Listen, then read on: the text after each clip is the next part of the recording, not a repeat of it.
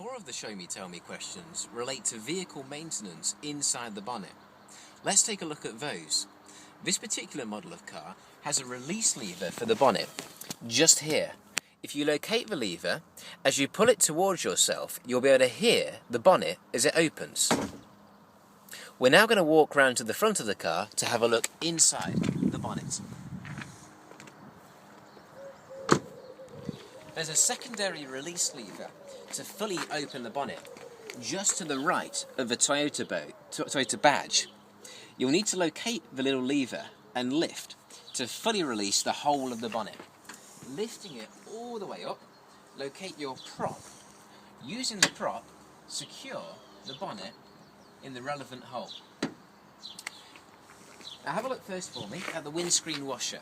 This is the windscreen washer reservoir. You must ensure that you never run out of windscreen washer fluid, as it's essential to make sure your windscreen remains clear of any mud or dead bugs. To check the levels, on this particular car, if you put your thumb to trap the hole on the lid, you can lift out a little gauge which gives you an idea of how much fluid remains inside the reservoir, and ensure, if it starts to run too low, that you top it back up as much as you can do. This, in the corner just here, is the car's brake fluid.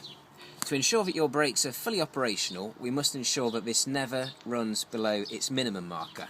If we look around this side, we have a maximum, and further down, a bit harder to see, there's a minimum marker, and the fluid level must be between those 2 points. Now we have another bottle here. This one here is the engine coolant for the car. Now the engine coolant, if we lean right forwards, there's some pink fluid, and if you can see, there's a full, and further down, a low marker. And again, we must make sure that the levels are somewhere between the full and the low marker. Here we have the car's engine oil. This is the filler cap where you would put any engine oil into if you found that you were running low. This here is the dipstick, which is used to check to make sure the car has the relevant levels. Your examiner will not ask you to do this demonstration. You would verbally explain, but I'll just show you how you check that the levels are correct. When you first pull out the dipstick, there are two small dots at the very end of the dipstick. Now this first reading is incorrect, as the oil has been moving around while I've been driving. So I'm going to clean the dipstick with a tissue or a rag. I'm going to read it back in again for an accurate reading. And the oil level should be finishing somewhere between the 2 dots, and it's just under the high dot, so that's absolutely fine.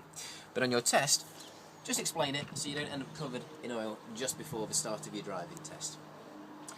To put the bonnet back down into position again, we've run one hand on the actual bonnet itself, because it can be quite heavy. Ensure you release your prop and re-secure it back in its little mounting again. Never drop the bonnet, as it can cause damage to the locking mechanism. Very gently lower down, with hands on top, give it a good push to make sure it really has locked back down in position again. And that's all of the questions that relate to the Show Me Tell Me inside the bonnet.